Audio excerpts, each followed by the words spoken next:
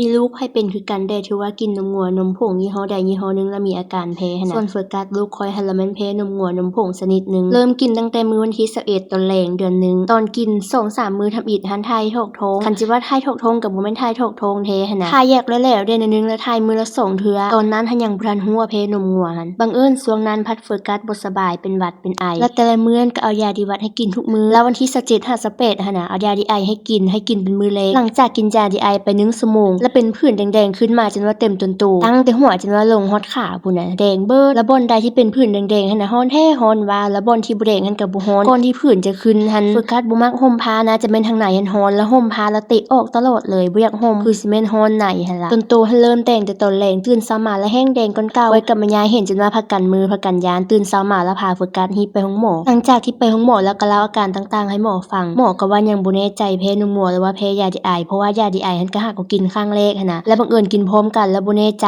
แล้วเราว่ามาเฮือนแล้วแนะนำว่าให้กินนมงัวก่อนแล้วยาดีไอบ่ทันให้โปนบัดกลับมาเฮือนแล้วก็แต่งนมให้กินนมแล้วผ่านไปบ่นึงแล้วก็ถ่ายปั๊บเลยถ่ายท้องท้องอีกหลังจากที่ถ่ายท้องท้องแล้วค่อยก็บ่ให้ลูกกินอีกเลยแต่เปลี่ยนนมกระทันหันซื้อยี่ห้อใหม่มาให้กินเลยค่อยก็บ่แน่ใจว่าอาการที่เป็นผื่นแพ้หันแพ้ยาดีไอหรือว่าแพ้นมงัวแท้แต่ว่าโฟกัสหันยังเป็นหวัดเป็นไอบ่ทันดีค่อยก็เลยได้ลองเอายาดีไอหันให้กินอีกหลังจากกินก็บ่ได้มีอาการอะไรเกิดขึ้นปกติทุกอย่างสรุปก็คือแพ้นมงัวเบิดเลยทั้งผื่นแดงแล้วก็ท้องท้องก่อนที่จะซื้อนมผงชนิดนี้ยี่ห้อนี้ก็ย้อนว่าป้าของโฟกัสหันน่ะก็มีลูกชายคือกันเราก็กินยี่ห้อนี่ล่ะกินแล้วก็ตุ้ยพีดิ้งบ่ได้มีอาการผิดปกติใดๆค่อยเห็นลูกคนอื่นกินถูกกินดีค่อยก็เลยอยากสั่งเด้บางทีมันจะเป็นคือลูกเขาบัดสุดท้ายก็มีอาการแพ้กินบ่ถูกบางทีนมที่ว่าดีที่ว่าถูกสำหรับลูกคนอื่นมันก็อาจจะบ่ได้เหมาะกับลูกเฮาเสมอไปใครแต่ว่าอาการแพ้ของโฟกัสนี่บ่แม่นอาการถึงขั้นรุนแรงคันว่าถึงขั้นรุนแรงก็ถึงขั้นโศกเลยก็มีค่อยก็ได้ไปหาข้อมูลตามเน็ตการแพ้นมงัวนี่ก็จะมีอยู่2ประเภทที่1ก็คือแพ้กระทันหันหลังจากที่ดื่มนมงัวประเภทที่2ก็คือจะเห็นอาการแพ้หลังจากที่ดื่มนมงัวได้